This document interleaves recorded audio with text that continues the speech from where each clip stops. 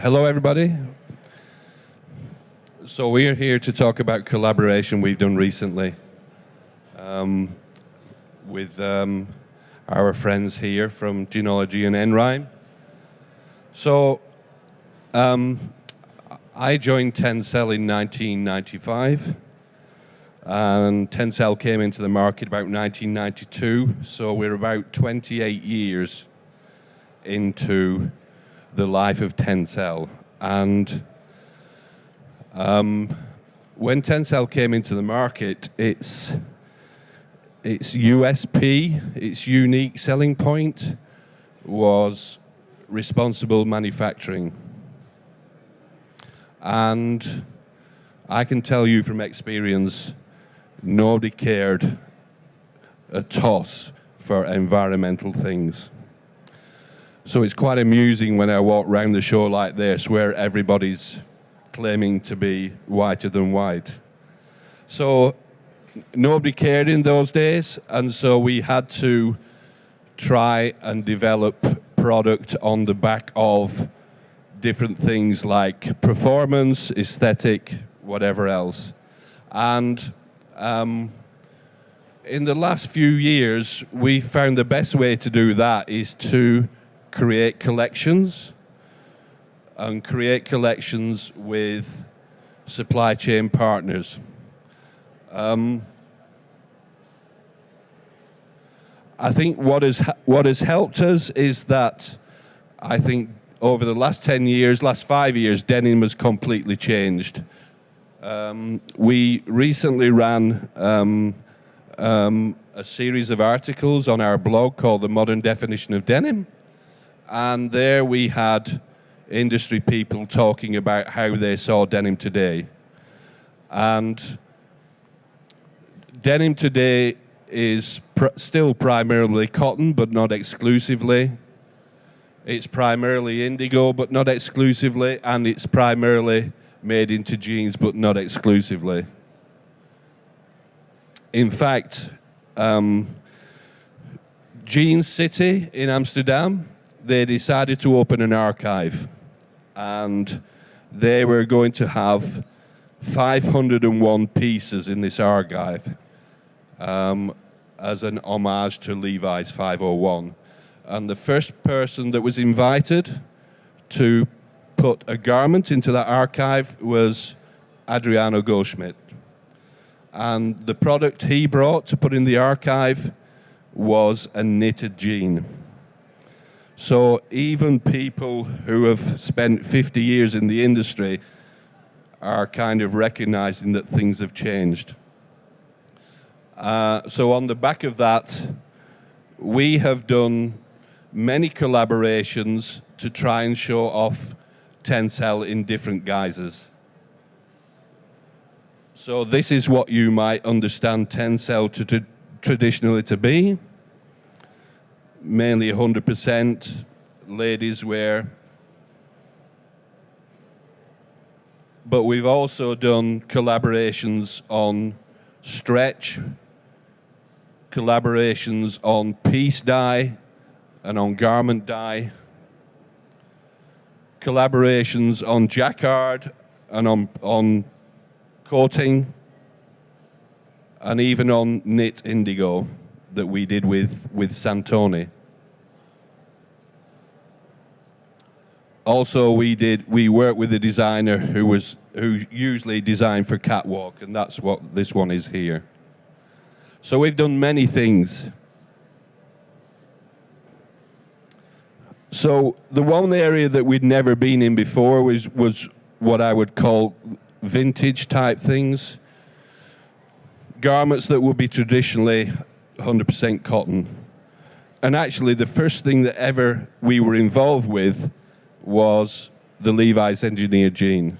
So 1999, this product came out. This was cotton warp and TENCEL weft. And this ran for about 7 or 8 years. And really this was the first product that we could say that was in this type of area that we're trying to work. So we decided that we would like to do something in the vintage area, which really is the area of 100% cotton, and we wanted to challenge that. So we kind of looked at it as the final frontier, as an homage to Star Trek.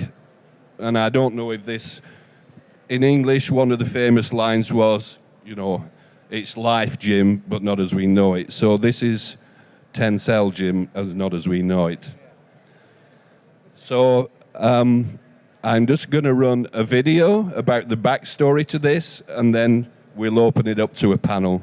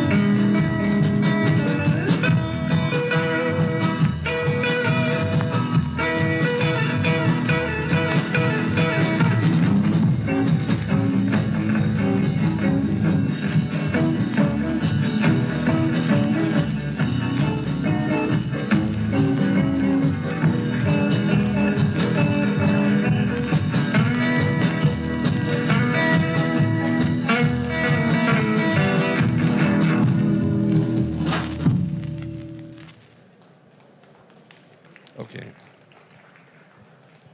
you want to sit over here with us in case you have questions? Okay, all right. Great. So now that you had a chance to understand a little bit behind the collection, we wanted to give a little insight into how we developed the collection and introduce the design team that put it all together. So Hello. if you would like to introduce yourselves first. Hi, hello everyone. I'm Carmen Santa Cruz. I'm creative director at Jeanologia. Hi, my name's Mohsen. I'm the creative director of Endrime and Denim History. And Sadia Rafiq, and I'm also at Endrime art director. They're a power couple there. So first, Mohsen's going to take us through some of the highlights. And in this presentation, which Mohsen put together, it goes through all of the garments that are in the capsule. And you'll give a little bit of detail behind that. yeah, so basically, we've been doing the same. We always like to document everything that we do, even with our own brand and any collaborations that we do. But we were most excited about telling that story, and we worked with 9 amazing mills. We worked with like Jeanologia, and it would be such a shame to just do a project and it's on a show and no one knows about it. So we actually spoke to both like Trisha and Michael. We said, wouldn't it be good if we told individual stories about every garment in the collection? So the first one was the overall, and Michael actually helped write this document for us about the history of the actual overall. And then we have an archive of more than 1,000 vintage garments, and Michael and even Carme's come to see it. And it's so inspiring, and you can get inspired by so many different things. But this particular garment was amazing. It's a vintage garment from the 30s, and it's from a brand called Red Camel. It's got amazing details on the back. It's got printed like sort of straps. Also, the actual treatment, this has been worn naturally, so it's got dirt on it still. The thread color is amazing. It's ecru. There's all these things that are all misconceptions. So what we did is we actually recreated this garment, but we used an amazing TENCEL repeatable fabric from a mill called like Kaihara, which was amazing because Kaihara don't often do collaborations with a lot of people. So we were happy with that. So that's the first garment. And then every garment that we do, we feel it's very important because when things were made in like the 50s, they overlocked things, they made things really fast. But when it came to doing it for Endrime and a collaboration with like with carved in blue like lensing and like sort of like Jeanologia, we made sure that we told that story, but we also told the story from the inside. We hate overlocking, and every single thing that we do is made to an extremely high level. And so we partnered up with an amazing factory called Black Horse Lane. So they actually made all our samples for production, but we did all the prototyping in like West Sussex, which is really, really funny. So anyway, this is the actual washed garment. So we made every garment, we made raw, and then we went over to our friends at La Jeanologia, and then together with those guys, amazing, we spent, it wasn't that long. We did it really, really quickly, but they're so well organized as well. So, they had already done all the research on all of the fabrics. They knew exactly what shade levels to go for. They've also got an amazing archive as well. So going there, we got inspired by their archive and a bit of our archive, and together with Sadia's branding. And yeah, we created some of these garments. So every garment, so Carme can jump in now, tell us more about this particular one. It's got a really nice low rating. Well, the main thing, not only in this one, but in general, is that what we are doing is to get the most vintage and authentic look, but always having a low impact on the garment finishing. We measure this with our software that it's called DIM, and it's becoming an standard in the industry. And it's important to have this low impact during the garment finishing. And the main thing is also to know the impact that we are doing, because if we don't know the impact, we can never improve. So this is our goal. And of course, having a fabric who is sometimes mixed with cotton, but the TENCEL fiber, it's a very sensitive fiber when you use the laser. So that helps a lot when it's very easy to laser these kind of fabrics and not to use potassium permanganate, for example. So the garment finishing at the end, using technology and trying to do it in a different, more innovative approach than the traditional techniques, it's also possible because we have tested the fabrics, and also we have tested fabrics with TENCEL that are much more sensitive. Nice. Okay, so that's the first one. And then, as like Trisha mentioned, we like to document everything. So we've actually made a booklet, which is 112 pages. If you go to our booth, which is in the key house, we've actually got these exact garments together with the inspiration garments, and we've gone through really amazing detail of exactly how the collection was actually made. So definitely take a look. And you can see here also the four main like collaborators. We actually put them on the actual straps of the like suspender, which was really quite a nice little touch. And the branding as well. Sadia took care of that. Do you want to jump in a little bit about the branding? So essentially, I just looked at really early workwear. Obviously, this one is based on a lot of the old Lee graphics, and we just basically, I just really loved all the Sweetor artworks from that time because it's full of illustration, it's really colourful, and I just wanted to draw from that inspiration, and then also looking at jumping ahead to early animation. Like 1930s, 1920s. So yeah, that's pretty much where it came from. So. Thank you. Anyway, and you can see here also the reproduction or our interpretation of it, and then the old one as well. So always like referencing the past, but like modernizing it. So it's quite fun. And then the chore jacket, which was I think Michael's like favorite. So we did a little like sort of like historical reference there. Then this is the original one that I've got. I've got many, but this is one of the ones that I quite like from the archive. And we actually recreated it. And not only that, we went to extreme details of even finding the correct kind of button. These are buttons that you can only get in Japan. It was a bit insane. We went really in depth actually. And then but my God, this one here, it washed so well.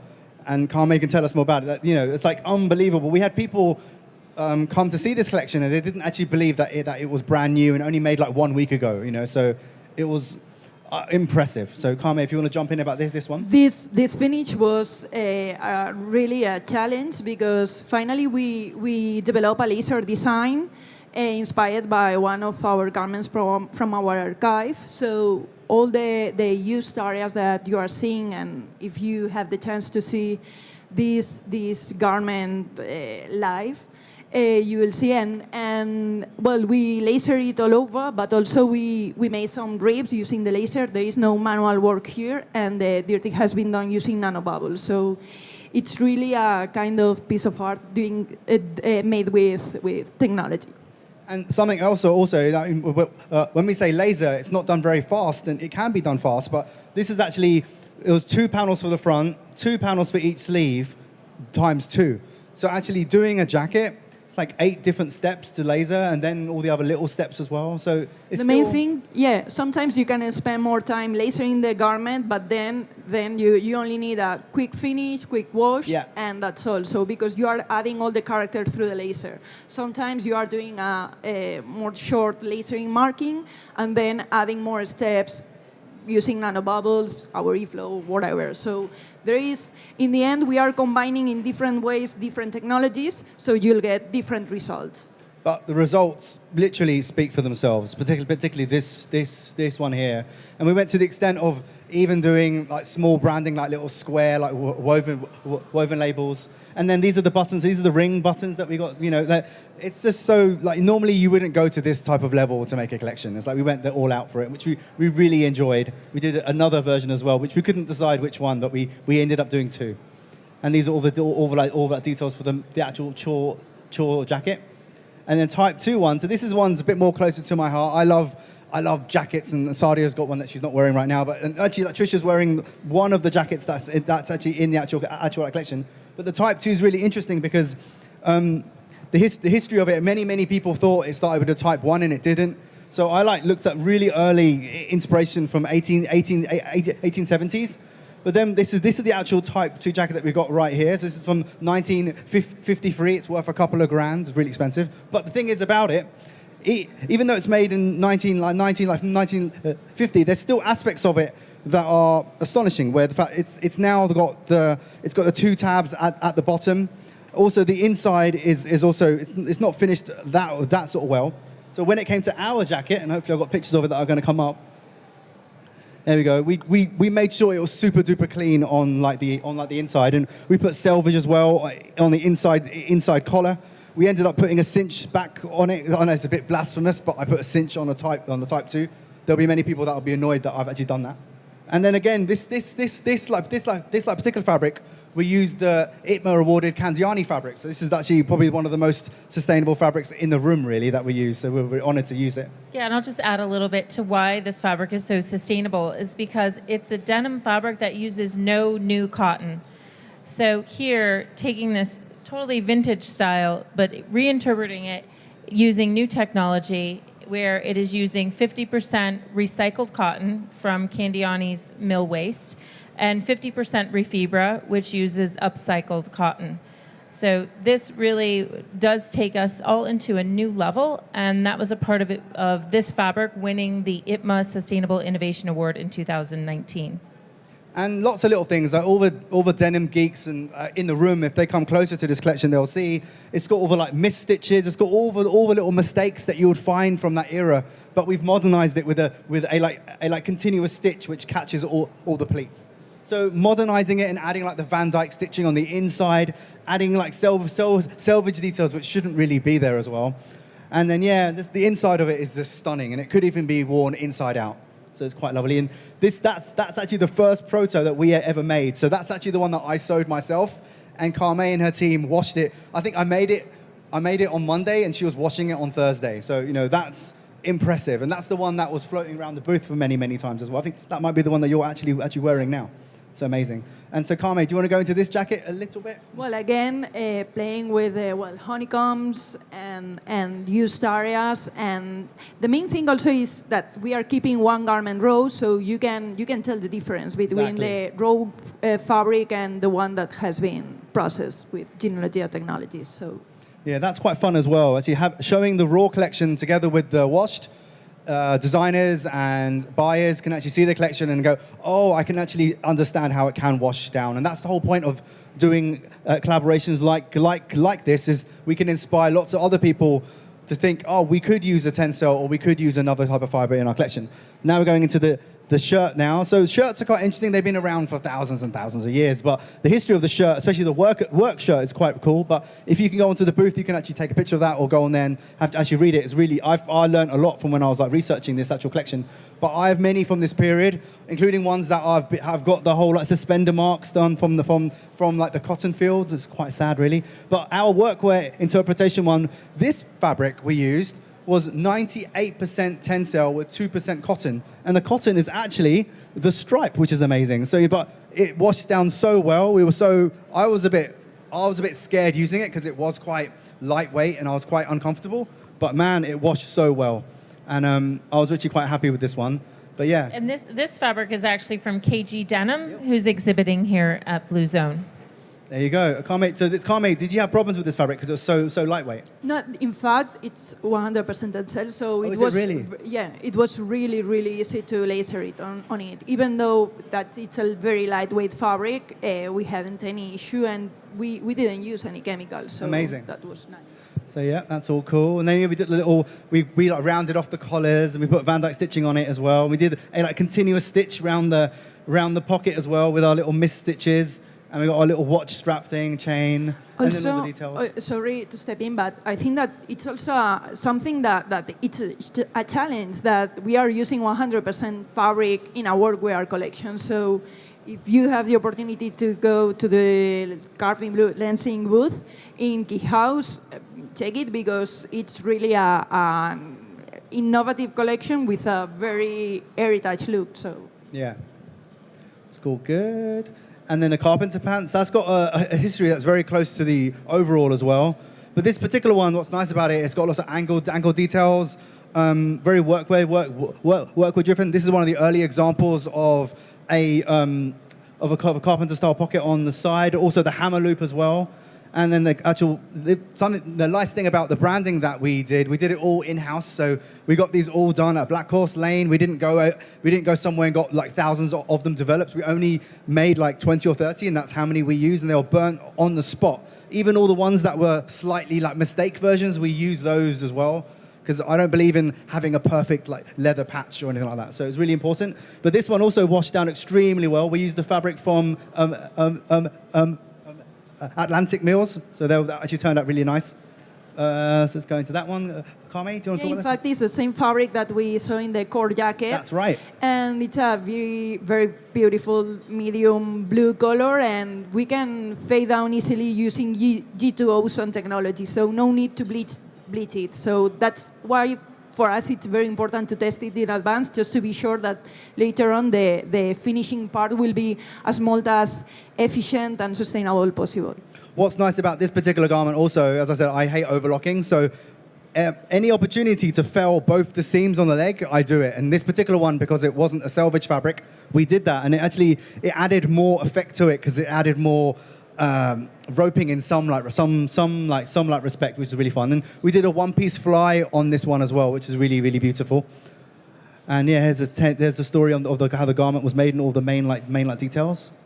And then we're on the workwear pattern. This one's actually quite beautiful. So in the 1930s, obviously up until the 30s, most ladies actually wore men's jeans. Actually, Levi's were one of the first to do their lady like Levi's jean. But in this era, many people were coming up with ladies' jeans. So we've got one in our archive, which is from the 30s. And actually, Carme sent me over a mood board of what she wished for the collection. And on the mood board was one of these styles. And I laughed, going, I've actually got one. So it was actually really easy for us. We just literally got this style and we recreated it. There's really no point trying to make something better. But what we did was we enhanced it from the inside. We didn't use any overlocking. And beautiful things, when you learn about old garments, you learn about they use stitches that we don't use anymore. They use a 3/16 stitch around the pocket opening. They use details that you can't do anymore. You have to have old machinery to do it. So it's really quite, even like a triple stitch on the back, it had a female yoke. So the yoke was going towards the back of the garment, not going up.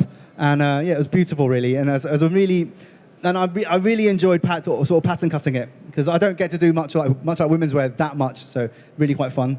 And this one here, Carme's team went to town on it. So yeah, I'll let you go into that. In fact, this is my favorite garment of the collection. Yeah. We use a very beautiful fabric from Morta. And yeah, when you see the garment live, the key thing is that you think that it's really a vintage garment, and I really like it. The fabric itself was really drapey, loose weave. When I felt the fabric, I knew instantly it's perfect for a women's 50s or 30s pant, instantly. So it washed down. And then all the details as well. Again, even this particular garment didn't have any pocketing, but we managed to stamp on the inside of the garment as well, which is really cool. And then the infamous selvage jeans. You can't talk about a collection without doing proper selvage jeans. So obviously, we all know that the jean was invented in 1873 from like Levi Strauss and Jacob Davis. We all know that story really well.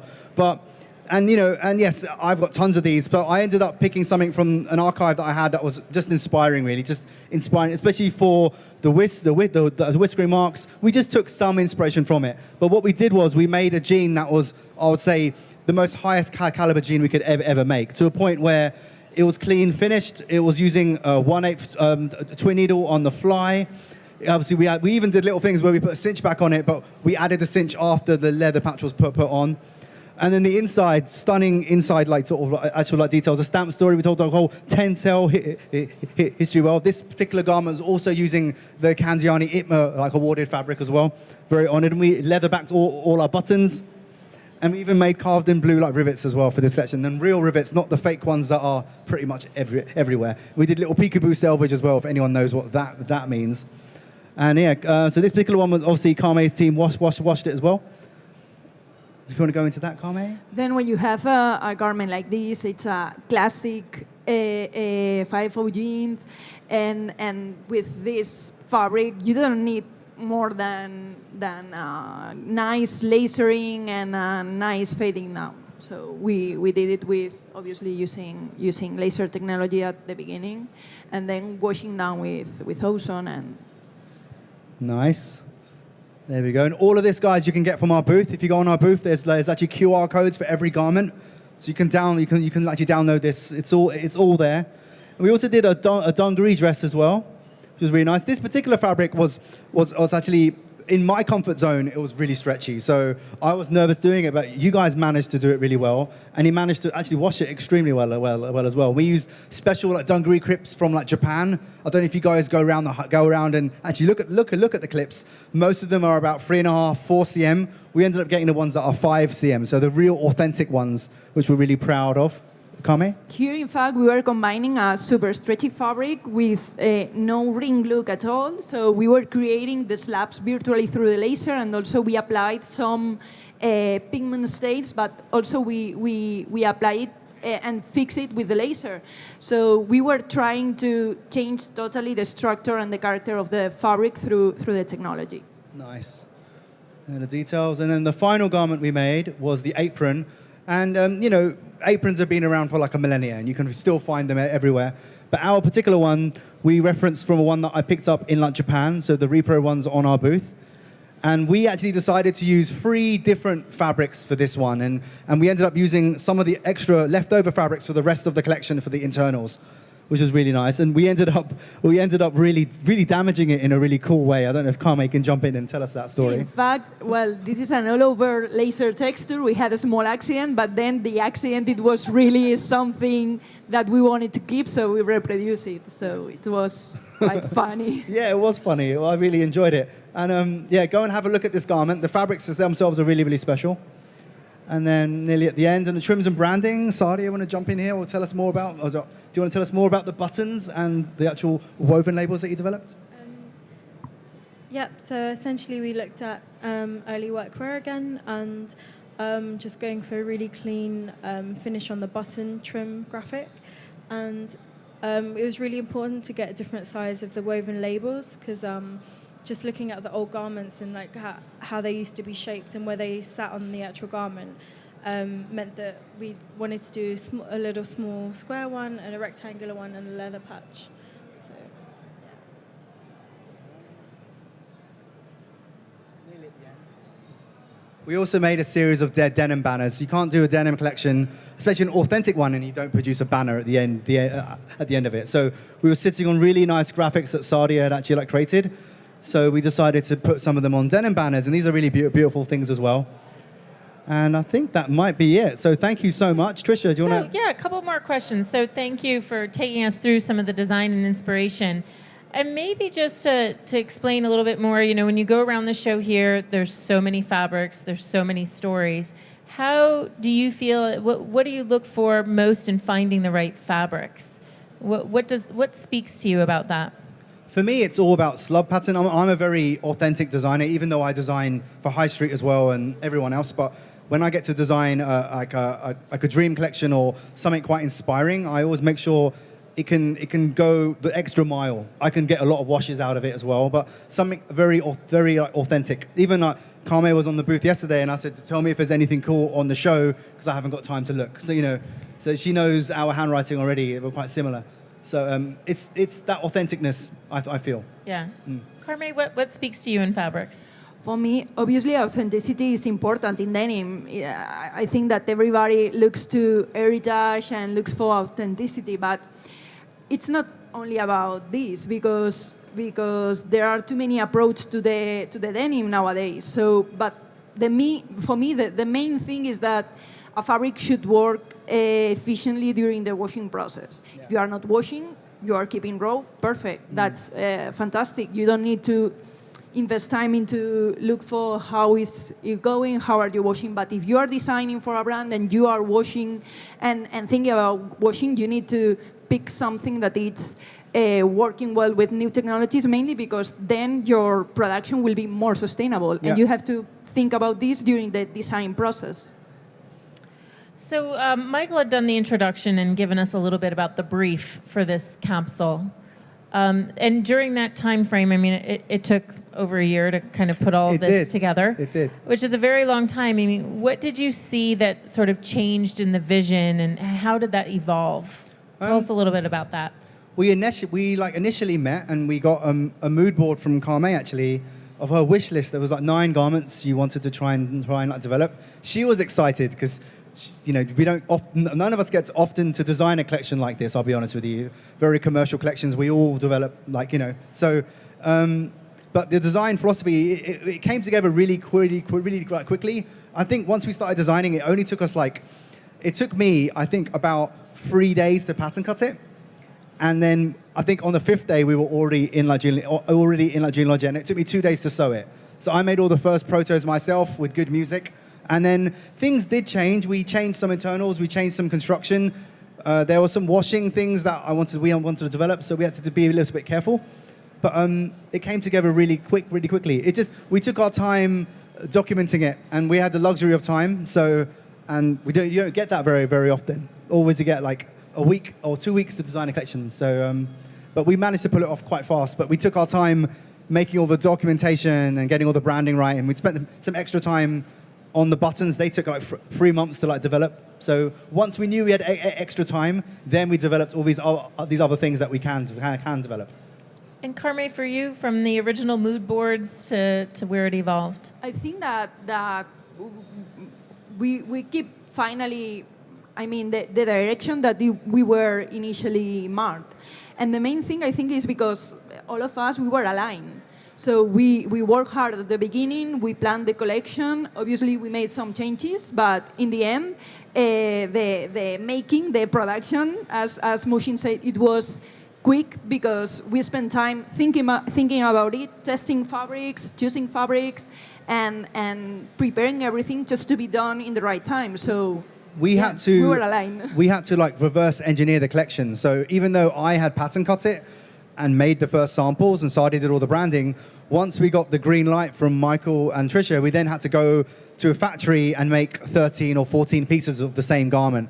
And that was like, so we could have actually scaled this up to 1,000 pieces or 10,000 pieces the way we did it. We did it to that kind of level, but we only made 15 pieces of each garment. And we have had some requests. I'm sure. Yeah. I think Kelly over there wants the jacket. She keeps on like winking at me. Yeah.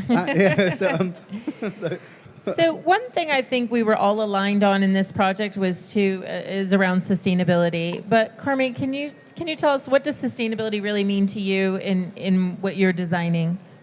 Well, it means everything because sustainability in Jeanologia, well, as the ones that you know our company, we are driven by sustainability. Even when nobody was talking about sustainability and they see us as weird or freaks talking about laser and what? E-flow, what? Nanobubbles, what? And then, well, it's something that drives our design process. I cannot design without taking into account how a fabric is going to react, which is the composition, made some tests, and then that it's what drives my designs. I don't want to design anything crazy that later on it's going to be meaningless. And not only about this, it's not going to be efficient in terms of production. So I think that the design process is so important because we have to think about not only about the aesthetics, the function, but also about the production. I think that it's very, very important to integrate that part during the design process. I think, sorry to just this collection has changed the way I design to a point where now I don't want to use cotton anymore. I've really changed how I think about denim from this one collection that we did. Like now going forward, it's like we're only going to be using fabrics like this now. As like, you know, Alberto Candiani said in the last presentation, it's actually challenging and quite fun working like this. Rather than, you can use 100% cotton and get the same results, but getting the same results from a TENCEL lyocell, that's a challenge, and it's actually quite fun. So I really enjoyed that. So do you want to add anything? I think for us especially, I mean, we hadn't worked with TENCEL fabrics before, and I think we probably had some expectations, or we were probably wondering how this fabric's really going to burn down. How is it going to laser down? Like, is it going to look good? You know, is it going to look authentic? And Carme was so relaxed. She was like, yeah, it's going to be great. And she had done all of the tests prior to all this, so she. And I think that, you know, there was a level of trust on all parts on this project, but it just worked really well because everything kind of just flowed and it just came out really well. So I think it just our expectations were, you know, they were just really good results. We were just really happy with what you could actually do with this fabric. So Mohsen, we're here 5 years from now. It's 2025. Do you think we're still going to be able to show this collection? Absolutely. I think we'll be on version 3 or 4 by that stage. We're doing another collection this autumn. It's going to be quite fun. A secret collection at the moment, but you all know about it. Not so secret. Don't tell anyone, but we're working on another one. And But yeah, not so secret, but it's fine. And then it's between us. And then hopefully more the merrier. I think if more people designed in this way and shared it like we are, because, you know, we've been very open about the fabrics we used, how we did all the washing, what EMI rating it got, and we're happy to share all this information out. So the more sharing, the better, I think. Yes, very transparent in how this was put together. Yeah. So in closing, just in one word, what does this capsule mean to you then, Carme? What would you say? Innovation. Okay. I'll let Sadi go.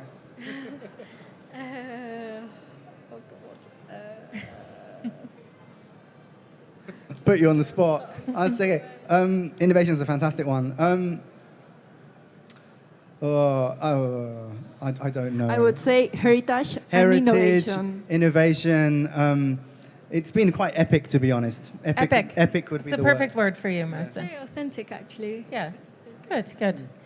So thank you, everyone, for joining us today. If you'd like to see more of the hardware collection, you can come visit us at the Key House. So you can see all of the pieces, look at the original vintage garments, and see how we transformed in this process and how we use TENCEL lyocell and TENCEL lyocell with Refibra technology to bring new innovation into the denim market. Thank you very much. Thank you. Thank you.